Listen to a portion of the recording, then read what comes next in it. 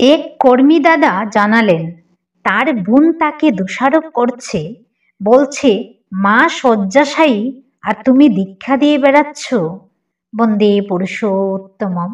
আপনাদের প্রতি প্রত্যেককে রানন্দিত জয়গুরু জানিয়ে শুরু করছি আজকের ইষ্ট প্রসঙ্গ। আমি কিন্তু কিছুই চাই না, রক্ষা চাই না, হতাশা কি জানি না, আনন্দও জানি না। আমি শুধু তোমাকে চাই, তাই আমি ছুটে চলেছি। এই যদি মন হয়, সব অবস্থায় তিনি আমাদের রক্ষা করেন, সর্বদা তিনি মঙ্গল করেন। এক কর্মীদাদা জানালেন তার বোন তাকে দোষারোপ করছে, বলছে মা শয্যাশায়ী আর তুমি দীক্ষা দিয়ে বেড়াচ্ছ। ঠাকুরের কোথায় বলা আছে সংসারের কাজ ছেড়ে দিয়ে ঠাকুরের কাজ করে বেড়াতে হবে, ঘর সংসার দেখা যাবে না?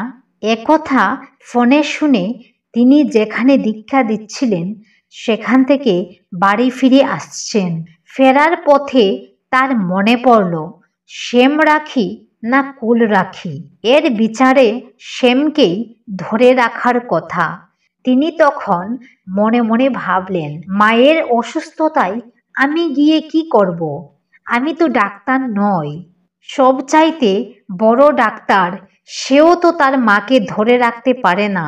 অতএব রক্ষাকর্তা যিনি, তার কাজই করা বুদ্ধিমানের কাজ।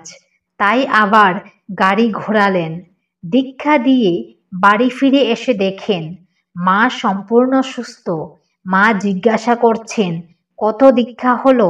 দীক্ষার খবর শুনে তার মাও খুব খুশি হলেন। পরম পূজ্যপাদ শ্রী শ্রী আচার্যদেব